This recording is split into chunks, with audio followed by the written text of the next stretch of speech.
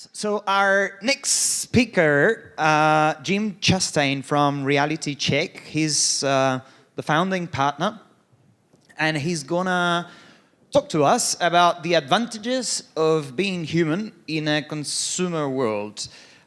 When I asked Jim about something that most of you shouldn't know, he told me he was once Ronald McDonald's bodyguard. Bodyguard, yeah. It's very good. Congratulations for that. Thank you. Do I need this or? I've got a microphone here. Oh, good. You're on. I do need a clicker.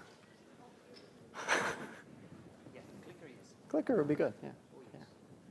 The other thing that I should add to that story, by the way, is Ronald McDonald came to my wedding. Out of costume. Just to clarify. So how many of us here, my talk is going to get up here in a second here, I think, but I assume that how many of us here would think of ourselves as human? Is anyone not raising their hand at all? I'm just curious, because that would be very bizarre. So one thing I just want you to know before we get started here is you're practicing perfect human nature by sitting as far away from me as you possibly can. Right? I mean, isn't that what we do? We sit as far away, and we just want to be able to get out the door when we get a chance, and we kind of have more control. And eventually, I think my presentation will come up here. Do we think? Yeah. Eventually. I was told not to click anything until. Oh, there it is. Okay, wonderful, wonderful. So I'm going to talk about some things like being human. And talking to humans and are being consumers, talking to consumers. Because I think in marketing research, we kind of take all this for granted. But I think the vocabulary that we use and kind of how we actually talk to people makes a huge difference in the insights we get and what we can do in the world as brands. And I just want to kind of start out with this premise, which I think is true. And I don't know if you all will agree with me or not. But I feel like right now, in this day and age, and really for the last several years, people are now drawn to brands that feel more human. People are now drawn to brands that feel more human. I think there's a lot of reasons for this, quite honestly. Some of them have to do with we ourselves feeling less human in this day and age. I think that has something to do with it. I think technology has something to do with it. I think millennials have something to do with it. There are a lot of reasons why we're drawn to brands that are more human. There's a couple of categories that I think are really interesting in this area. One of them that I work in a lot is beer. And how many of us have had a craft beer? Craft beers have grown unbelievably. And they're really the only thing that's growing in beer. And I think one of the reasons craft beer has grown is that craft beer is actually more human. It feels like there's somebody real back there making this. And I know who they are, and they have an interesting story, and I want to be a part of that. I want to share that story with them, as opposed to Budweiser, which has just come out with what I think is an interesting campaign and has a good chance of working for them in some ways. But it's a big corporation and a manufacturer, and they don't feel human. How do I connect with those people? How do I connect with them? So the other thing I think that is interesting here is brands create more growth and loyalty when they solve life tensions, not category issues. Life tensions are very different than category issues. Category issues are just trying to be better than your competitor, some kind of performance-related measures, those kinds of things. But if you can solve a life tension, you can create a whole new category. I think brands like Southwest Airlines. Any of us fly Southwest Airlines? Do we know that? Southwest Airlines, when they came out, I feel like they actually solved a big tension that people have around wanting to travel, wanting to feel independent, wanting to feel free. But I have no way of doing that. So their proposition combined a variety of things in terms of their positioning and their price and everything to basically solve a big tension, and a lot of more people start flying, and they start flying with them. I think a lot of what we focus on a lot of times are category issues, and a lot of the discussions we have are related to category issues. And that's because we're often going for, I think, consumer insights. And what I want to just talk about a little bit today is that human insights are different than consumer insights. I just did a project I don't know, a month or two ago. So I'll give you an example of a human insight. And this was in the world of baking, okay? And it was also, the idea was, or there was a kind of a notion around a need state that had to do with connecting, okay? And so we went through some, various process. We talked to people actually like human beings. We get them to talk about themselves in a couple of different ways. And the insight that came out of it was that I actually may not be prioritizing my life in the right way. Because really what I'm doing is I'm treating connection as a luxury. Shouldn't connection be a priority? But I got all these other things going on, right? And all of that going on is distracting me. But does that mean am I being like the best person I can be? I mean, that is to me, a much deeper and more interesting insight than, hey, boy, I'd really like to connect more, but I'm really busy, or something else that's, that's true, but feels a little more superficial. So human insights are different than consumer insights. What I think we do a lot in marketing research is it has to do with establishing context, all right? And we do this, we don't even think about it. We don't think about what we're doing. And there's two different ways to establish context here. I'm sure there's probably more than that, but there's two different ways I want to kind of compare to each other. There's consumer insight sort of context, which says, establish the context of a discussion as a buyer of products or brands. Hey, we're here to talk about laundry detergent, So then basically what you've done as soon as you say that is you've shrunk down. Here's my life, okay? You've shrunk down the discussion to this part of it right here instead of capturing everything else that's going on, which is the interesting part. I mean, do you really want to talk to somebody about dish detergent? Or would you really rather talk to them about their life? So the human insight is establishing the context of discussion of somebody's life. You start by saying, tell me about your life. What's going on? And then we eventually get to the category that we're talking about. So what we try to do, and what I try to do, I think is a more interesting way to just kind of do research, is instead of taking the consumer side of this, which is, hey, here's some ways, here's some ideas, here's some things, here's some brands, that might help you. What's your opinion is essentially what we're asking. What's your opinion of that? I've kind of decided I don't know if I really care about opinions anymore. What I want to do is I want you to start telling me about your life, and we'll create some kind of structure around that discussion. But I want you to tell me about your life, and then as you're talking about this, then we will figure out, me and my brand partner people that I work with, we'll sort of figure out maybe how can our brand fit you? How can our brand fit you? And it feels like a lot of times as marketers that we're on the left side of this. I think the reason I sort of preach this in a way is I feel like we're shortchanging ourselves. We're shortchanging ourselves. And a lot of people say to me, well, that human stuff it's like a luxury. That'd be nice. It'd be great. Yeah, it'd be nice to have. But it's actually the integral insight that you really want to have. I don't care whether you're need to evaluate advertising or, talking about brand positioning or what my brand stands for, any of those things. That's really, I think, the territory that you want to be talking to and about on the right side. So I want to introduce what a kind of a new insight model, if you want to think of it this way. And there's an old way of thinking, and which is still with us and will be present for some period of time. But that it sort of lives on the notion of sell me what you can do for me. So a lot of companies and a lot of marketers and manufacturers, they have sales forces. They go out and call on people. They really push. They push very hard products based on benefits and based on things that they think make their product superior within a category. All right. That's really a sell. Hey, sell me on what you can do for me. I kind of got news for you in a way.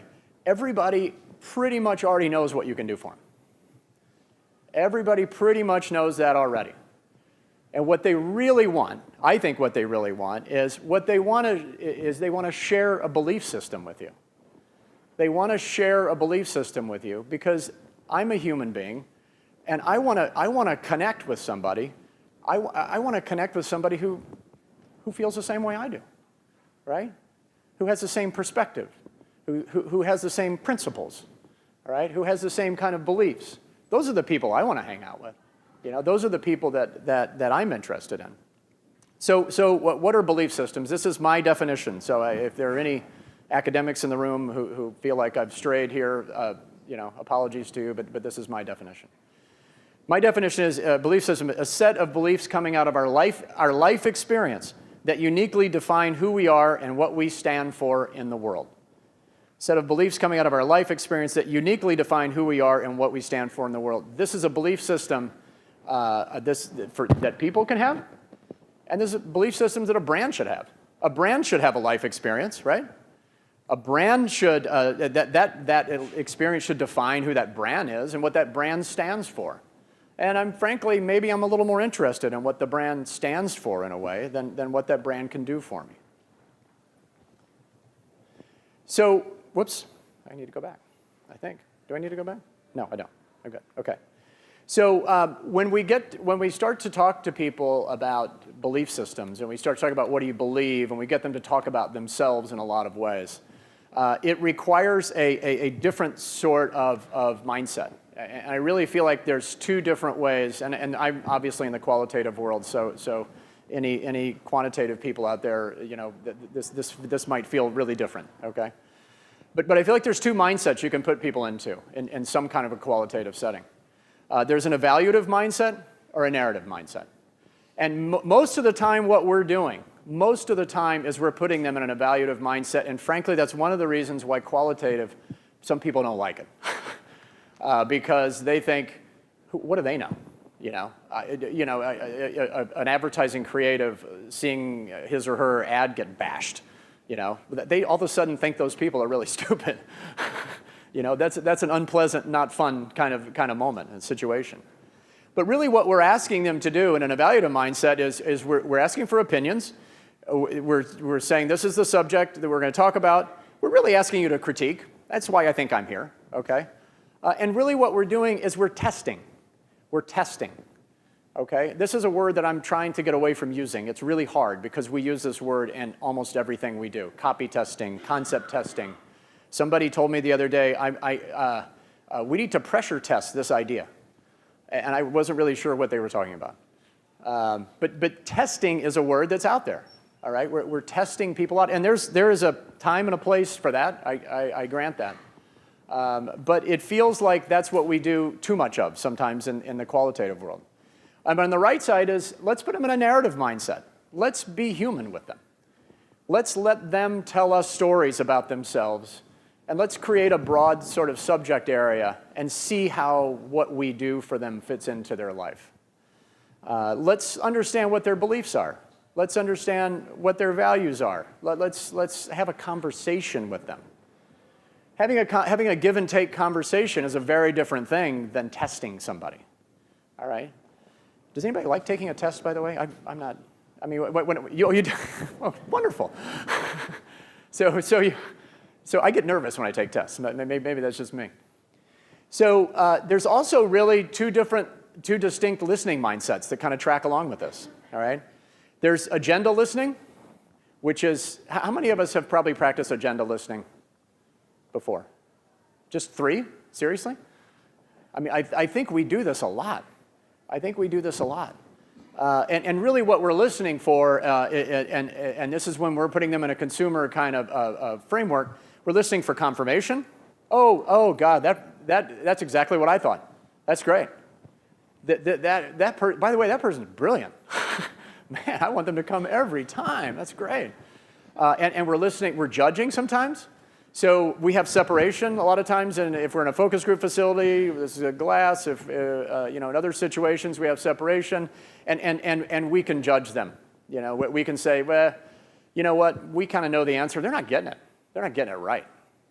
I don't get. Why aren't they getting it? It's pretty clear to us. We have the charts back in the home office, and we know how it's all supposed to work, right? And so you're really evaluating in that mindset. And on the right is empathic listening, which is human. It's about understanding. I thought the guys from IIeX did a fabulous job yesterday starting to teach people how to do empathic listening. All right, we're doing some of those same things.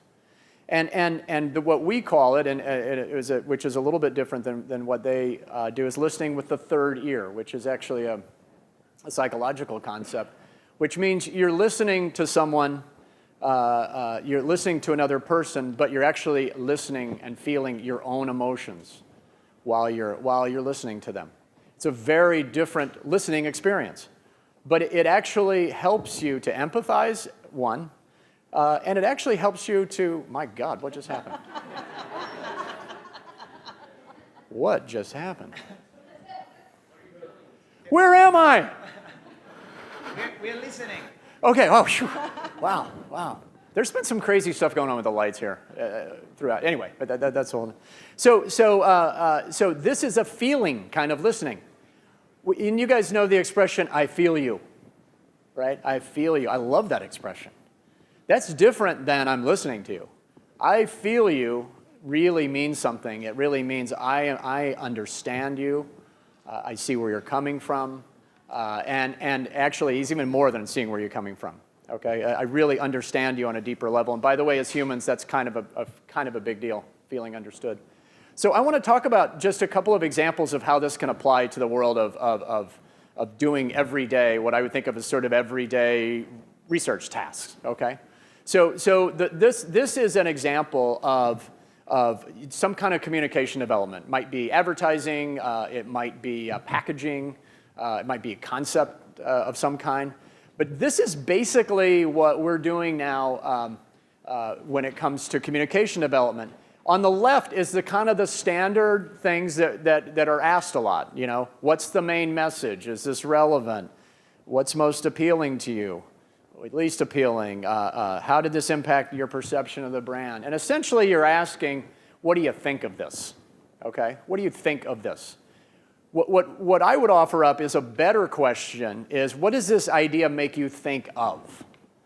What does this idea make you think of in your life? Because then you can start to get to, how are they taking this into their lives, right? How are they taking this into their lives? As opposed to, are they passing the test of what we want to hear them say? That's very different. And that's how, hello, that's how communication works. I say something, it makes you think of something. You say something, it makes me think of something.